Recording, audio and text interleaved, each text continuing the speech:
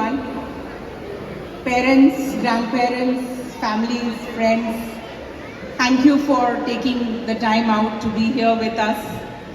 Means the world to us to see you appreciate your children, but ours here, for all that they do.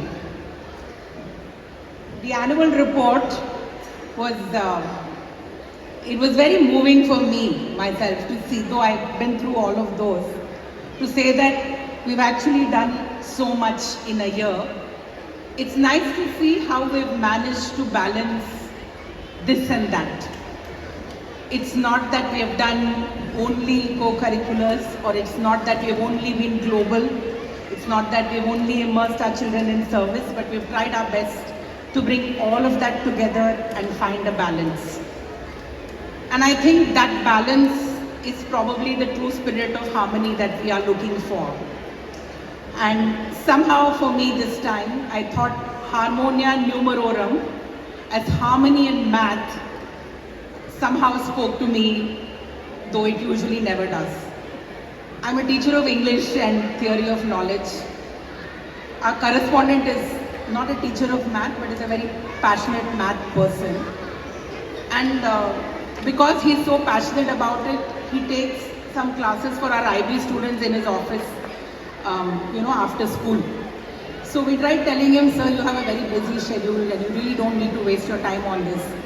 And I could see that this person that was probably the food that was fueling his fire. He wanted that time with children because he felt so passionately about math. I've been a person of poetry and art and drama, so this doesn't speak to me at all. But look a little deeper into math, which we did when we had to break our heads because we decided that we want to do math because we've never done it before. But then you start looking deeper, and our discussion with the performing arts team and my coordinators and teachers, the math teachers, we've all been thinking about what's the right thing that we should say. And there's so much of beauty and balance and harmony and rhythm and symmetry. Everything that comes together in math, you can almost equate it into spirituality. I've always been very fascinated with the story of Descartes, the great French philosopher. I've heard this story very long ago where he was lying down in a room and there was a fly that was up in the ceiling. And that made him think about how he should describe the exact position of the fly.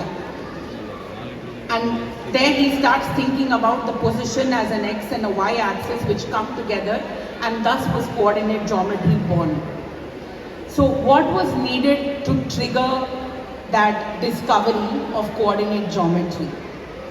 Yes, of course, passion, but also a mind that was creative, also a mind that could think deeply and without borders, because he was thinking of something that was not thought of before. He was saying something that perhaps stood the risk of being accepted or not. And what perhaps guided him was his ability to see a pattern, was his ability to see something that was his own perspective that perhaps others did not see, and maybe guided a little bit also intuitively from the heart. So this idea of everything coming together in math, therefore making possible so many mathematical axioms and theories, I think it's absolutely tremendously beautiful. During the annual day today, you will see our children bring together ideas in symmetry or patterns or numbers, something like palindromes, to bring it into a dance form. I know we've really worked hard to see how does this look aesthetically. Can palindromes be aesthetic? Can patterns in nature actually have math in them? We thought about fractals in snowflakes, or we said, can we portray the golden ratio that we see in hurricanes and galaxies? Can we talk about the Fibonacci series that is in sunflowers and bring it to life in a fashion show? So the discussions have been absolutely illuminating. You can see I am very passionate about it when I speak, and remember, I am not a math person at all. And okay, so this is all your plan, but how do the children feature in this grand plan, okay? So we begin, of course, they're still figuring out the steps and they probably don't know what you're talking about. But the minute they've gone through those multiple rounds of practice and they've been on stage and off it, they've seen and understood what that symmetry means or what palindrome is. I'm sure the child who's doing a raga to understand rhythm is going to understand that for life and perhaps passionately pursue music. And I think it's fundamentally our job to provide children that depth and breadth and see where it takes them.